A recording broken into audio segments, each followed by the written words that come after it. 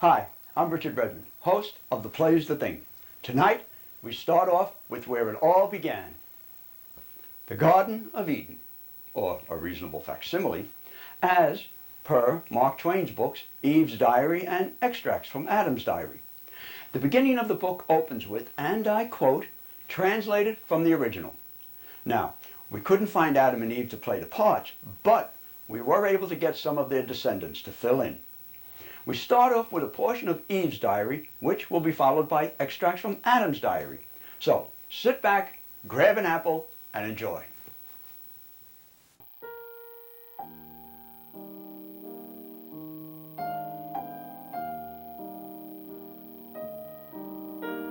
In the beginning, God created the heavens and the earth. The earth was waste and void. Darkness covered the abyss. And the Spirit of God was stirring above the waters. God said, "Let there be light," and there was light.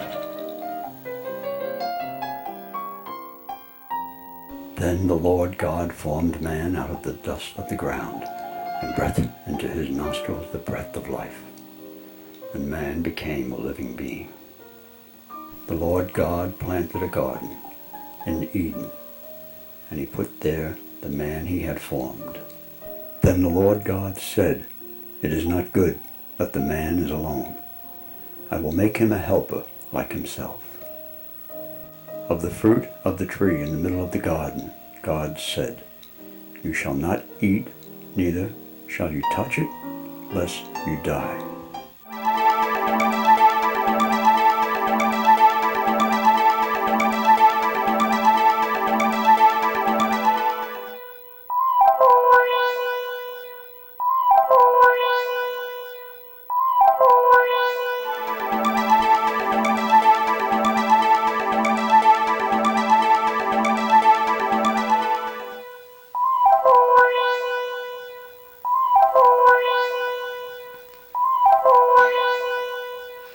We're getting along very well now, Adam and I, and getting better and better acquainted. He does not try to avoid me anymore, which is a good sign, and shows that he likes to have me with him. This pleases me, and I study to be as useful to him as I can in every way that I can, so as to increase his regard.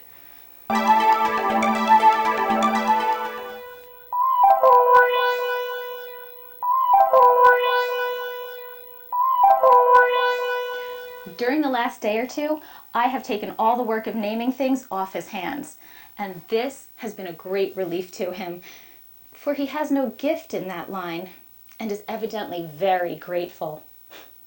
He can't think of a rational name to save him, but I do not let him know that I am aware of his defect. Whenever a new creature comes along, I name it before he has a chance to expose himself by an awkward silence. In this way, I have saved him many embarrassments. I have no defect like this.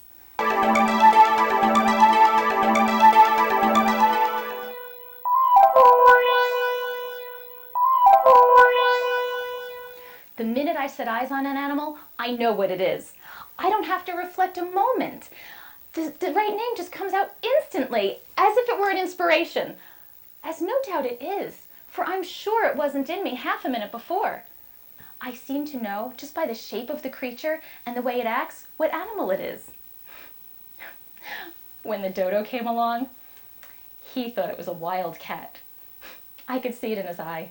But I saved him, and I was careful not to do it in such a way as could hurt his pride. I just spoke out in quite a natural way of pleasing surprise, and not as if I was dreaming of conveying any information, and said, "Well, I do declare, if there isn't a dodo," and I explained, without seeming to be explaining, how I knew it for a dodo. And although I thought he was a little piqued that I knew the creature and he didn't, it was quite evident that he admired me. That was very agreeable. And I thought of it more than once with gratification before I slept. How little a thing can make us happy when we think we have earned it.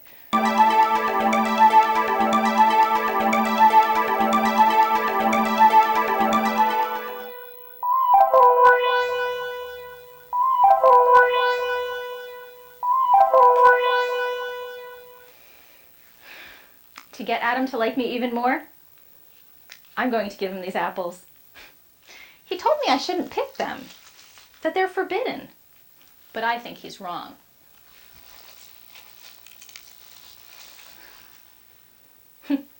I was told by a friend that they would make us very smart.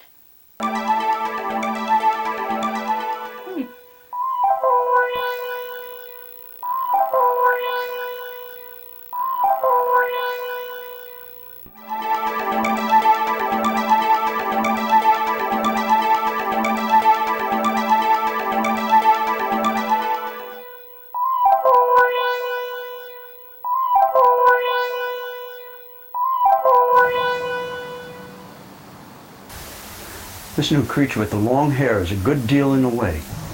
He's always hanging around, following me about. I don't like this.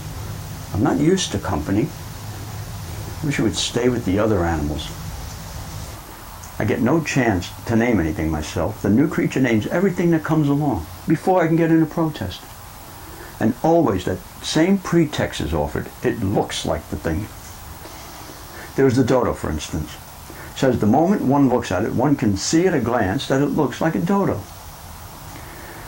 Well, it'll have to keep that name, no doubt. It wearies me to fret about it, and it does no good. Dodo. Looks no more like a dodo than I do.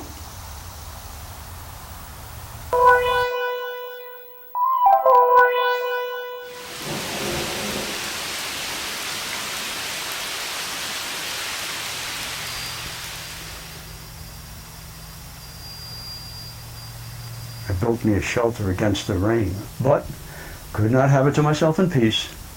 The new creature intruded, and when I tried to put it out, it shed water out of the holes that it looks with, wiped it away with the back of its paws. And it made a noise such as some of the other animals make when they are in distress.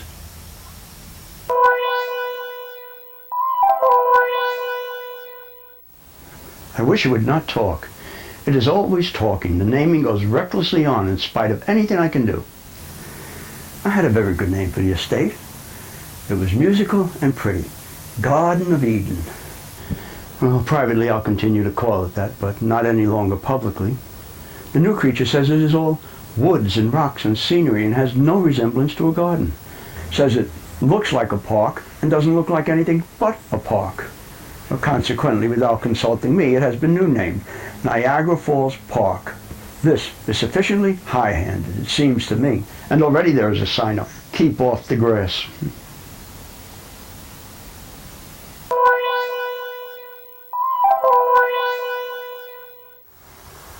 I'm not as happy as I once was.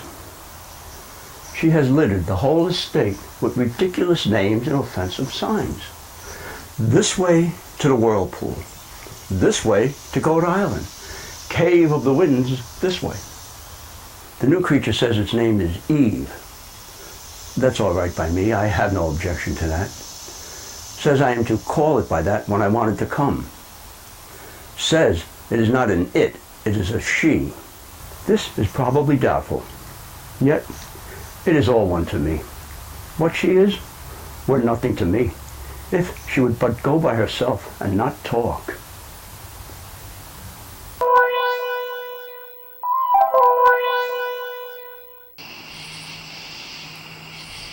I escaped last Tuesday night and traveled 2 days.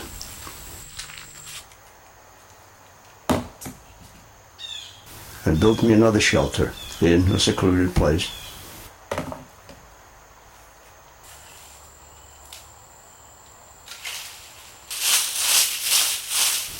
And obliterated my tracks as well as I could.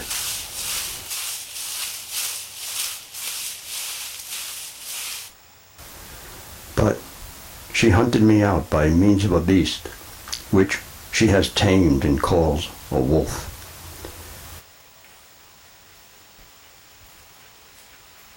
And came making that pitiful noise again and shedding that water out of the places she looks with. I was obliged to return with her, but will presently emigrate again when occasion offers.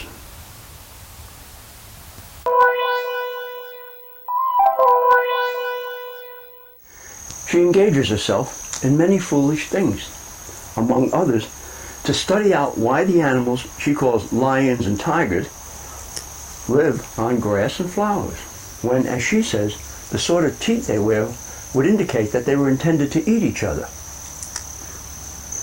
This is foolish, because to do that would be to kill each other. And that is what, as I understand, is called death. And death, as I have been told, has not entered the park yet, which is a pity on some accounts.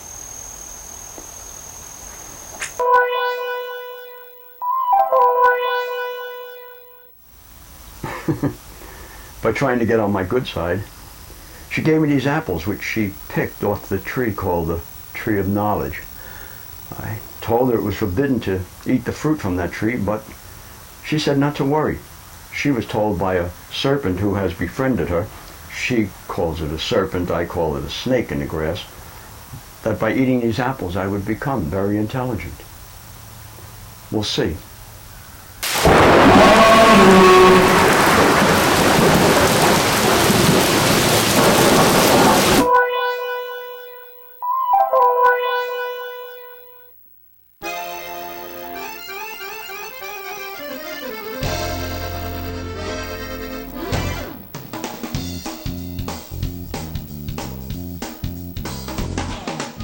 Adam looks familiar to me. Oh well. Next, we have two scenes from Lucian's Dialogues of the Dead. Lucian, who lived around 125 to 180 AD, was a satirist who wrote in the Greek language. His Dialogues of the Dead contain sarcastic and comic dialogues. The first scene is between Menipus and Hermes. Hermes is the messenger of the gods in Greek mythology. He was a defied trickster who also served as a psychopomp, or an escort for the dead, to help them find their way to the afterlife. Menipus was a cynic and a satirist who lived in the 3rd century BC. He was originally a slave who amassed a fortune as a moneylender, lost it, and committed suicide through grief. In his prose and verse, which were all lost, he discussed serious subjects in a spirit of ridicule. He was called an earnest jester. And now for a trip to the netherworld.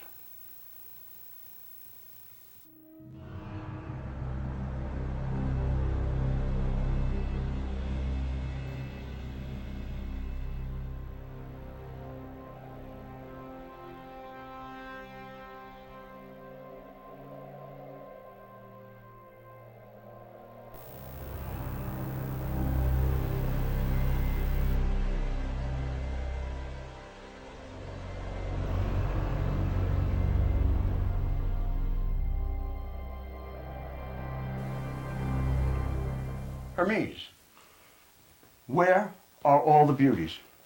Show me around. I'm a newcomer. I am busy, Menipus, but look over there to your right, and you will see Hyacinth, Narcissus, Nereus, Achilles, Tyro, Helen, Leda, all the beauties of old. I can only see bones and bare skulls, and most of them are exactly alike. Those bones, of which you seem to think so lightly, have been the theme of admiring poets. Well, show me Helen of Troy. I shall never be able to make her out by myself. This skull is Helen. And for this, 1,000 ships were launched, which carried warriors from every part of Greece. Greeks and barbarians were slain and cities made desolate. Menipus, you did not see the living Helen. Or you would have said with Homer, well might they suffer grievous years of toil who strove for such a prize.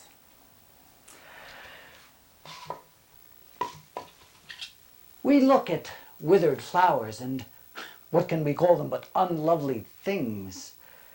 Yet, in the hour of their bloom, these unlovely things were things of beauty. Strange that the Greeks could not realize what it was for which they labored. How short-lived, how soon to fade. I have no time for moralizing. Choose your spot where you will and lie down. I must go to fetch new dead.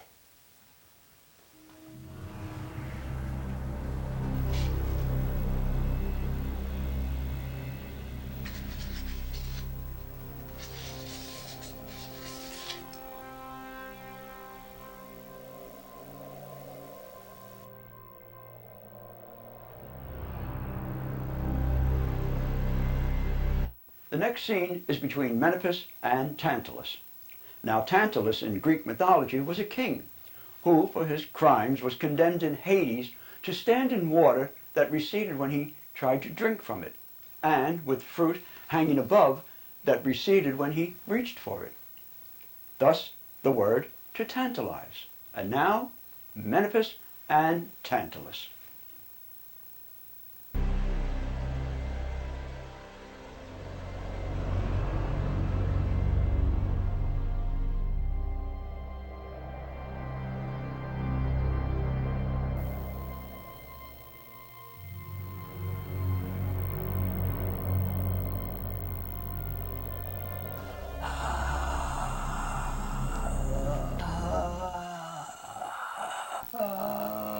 Tantalus, what are you crying out about, standing at the edge and whining like that?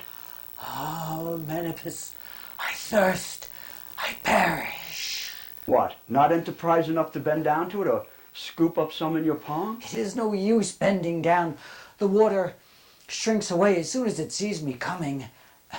And if I do scoop it up and get it to my mouth, the outside of my lips is barely moist before it has managed to run through my fingers, and my hand is as dry as ever. A very odd experience, that. But by the way, why do you want to drink?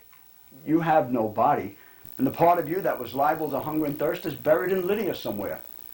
How can you, the spirit, hunger or thirst anymore? Therein lies my punishment. The soul thirsts as if it were body. Well, let that pass. As you say, thirst is your punishment. But why do you mind it? Are you afraid of dying for want of drink? I do not know of a second Hades. Can you die to this one and go further? No, that is quite true. But you see, this is part of the sentence. I must long for drink, though I have no need of it. There is no meaning in that. There is a draught you need, though. Some neat hellebore is what you want. You're suffering from a converse hydrophobia. You're not afraid of water, but you are of thirst. I would as lief drink hellebore as anything, if I could but drink. Never fear, Tantalus. Neither you nor any other ghost will ever do that. It is impossible, you see. Just as well, we have not all got a penal thirst like you, with the water running away from us.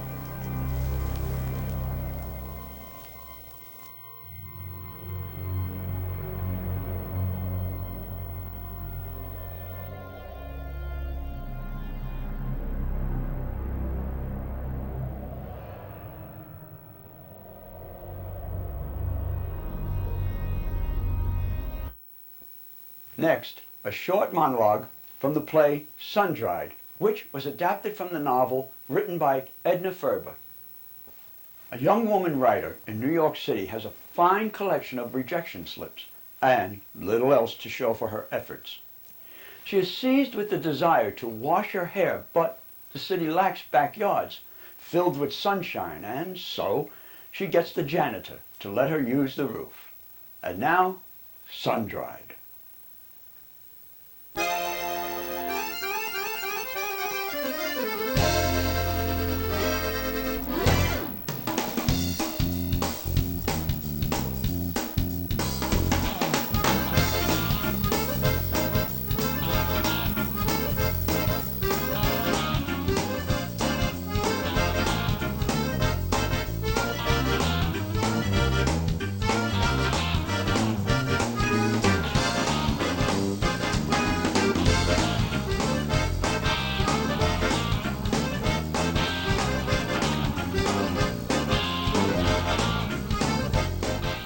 I don't know. I don't know what the problem is. I've been trying to write about the city, you know, my experiences here. Then I decided to write a love story, but that's not working out either. My hero sounds more like a clothing store dummy than a real live human being, and from what I understand, editors aren't too fond of black mustachioed figures nowadays. I've been fighting with him for a week now, this stubborn mule. He won't make love to my heroine. He refuses. I've tried putting red blood in his veins, but the two of them just won't get together. They're as far apart as they were the day I sat down to write. I am at my wit's end. I've bitten off nearly half of my fingernails. Look, see? There's nothing wrong with my heroine, though. I am sure of that. She is a fascinating, mysterious, graceful creature full of wit and passion and adventure. But not once has he clasped her to him fiercely or press his lips to her hair, her eyes, her cheeks. He hasn't even had the guts to devour her with his gaze, as we writers like to say. This morning I thought he might be showing some signs of life. He was developing possibilities. But nothing came of it. He wimped out. So that's why I decided to wash my hair and come up here, to get away from him for a little while. Back home, I taught school and hated it. But I taught until I'd saved up $500. All the girls teach until they save up $500, and then they pack up 2 suitcases and go to Europe for the summer. But I saved my $500 for New York. Well, it's been 6 months now, and that $500 has shrunk down to almost nothing, and if I don't break into the magazines pretty soon, I'll just have to go back and teach 37 young devils that 6 times 5 is 30, put down the naught and carry 6, that a rhetorical question requires no answer, and that the French people are gay people fond of dancing and light wines. But I will scrimp and save on everything from hairpins to shoes and back again till I've saved up another $500, and then I'll do it all over again because I can write. I'm going to make it. I am going to make this city count me in as the 8,000,001th. Sometimes I get so tired of being nobody at all, of not even being able to wrest a living from this big city, that I just want to stand up on the edge of the corner and scream, "Hey, you 8,000,000 self-absorbed, uncaring people! I am Mary Louise Moss from Escanaba, Michigan, and I like your town and I want to stay here. Won't you please pay some attention to me? Just a little bit."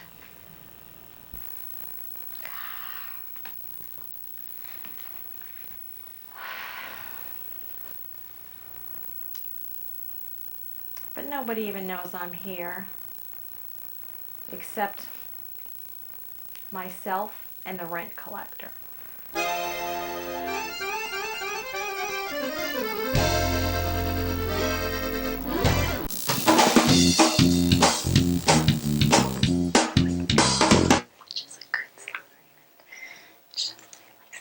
Very good.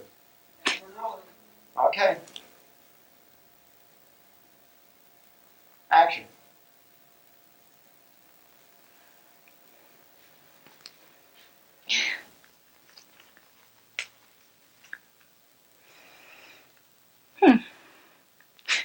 To get Adam to like me even more, I'm going to give him these apples.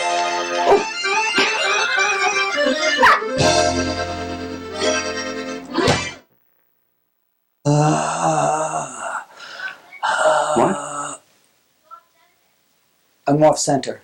Oh, then move to, okay. Okay. Okay now?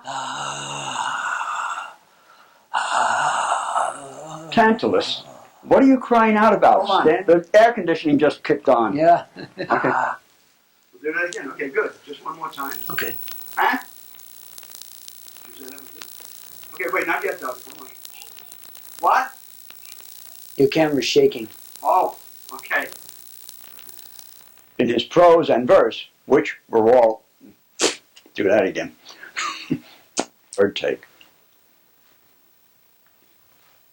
Menipus was a sink. And he lived in a tub, a rub-a-dub-dub. Okay.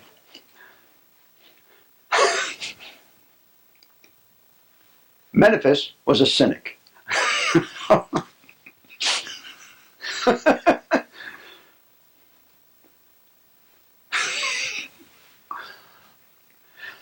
Okay. Menipus was a cynic. No.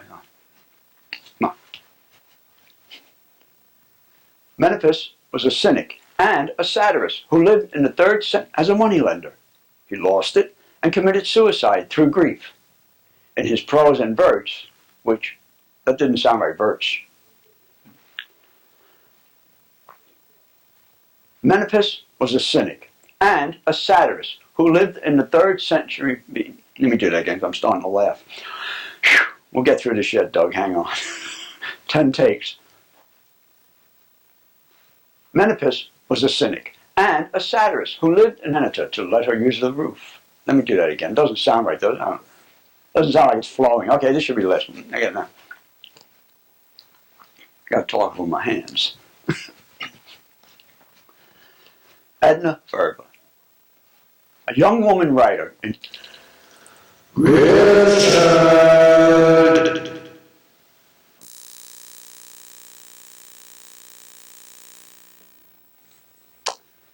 A friend gave me this apple, told me if I eat it, it will make me very smart. We'll see.